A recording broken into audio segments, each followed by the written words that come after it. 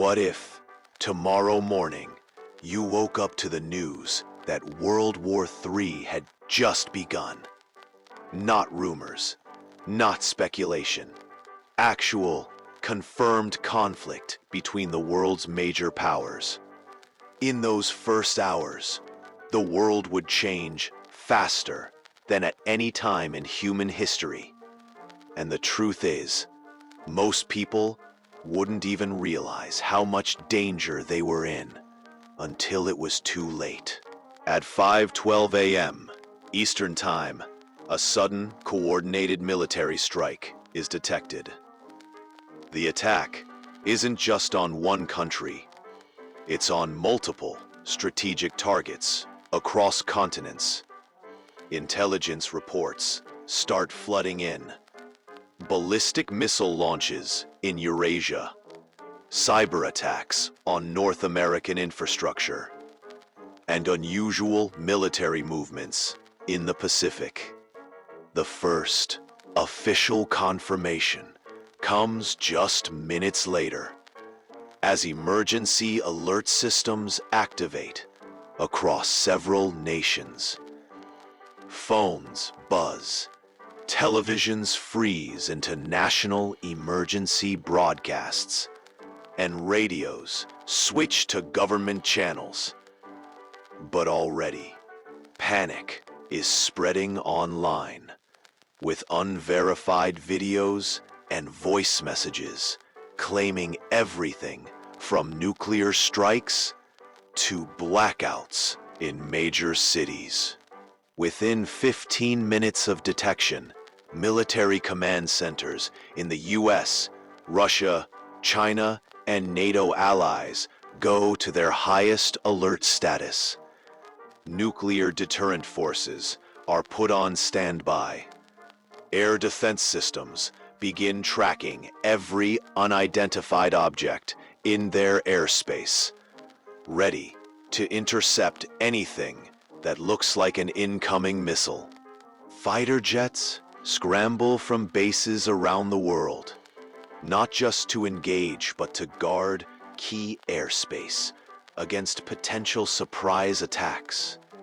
Submarines, many of them armed with nuclear weapons, receive coded orders that only a handful of people on Earth are authorized to give.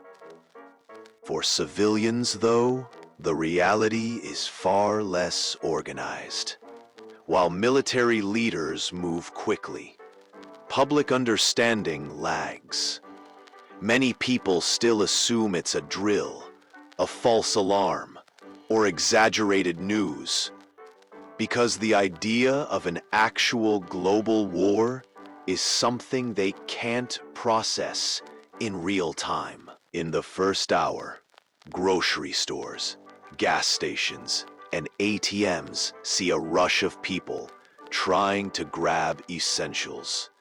Traffic clogs major highways as some try to leave urban centers, believing smaller towns or rural areas will be safer. But without a clear official statement about what's actually happening, confusion turns into chaos. Social media, as always, becomes both a lifeline and a weapon. Official agencies post instructions. Shelter in place, unless otherwise directed. Stay tuned for verified updates. But alongside these are countless rumors, fake evacuation orders, claims of attacks that never happened, and conspiracy theories about who really started the war behind closed doors. Diplomatic channels are in full meltdown. Ambassadors are summoned in the middle of the night. Secure phone lines between world leaders are opened, with translators working frantically to keep up with the rapid-fire exchanges. The problem is, in a crisis this sudden, even the best diplomatic moves might be too late. Once the first strikes are confirmed, the pressure to retaliate grows with every passing minute.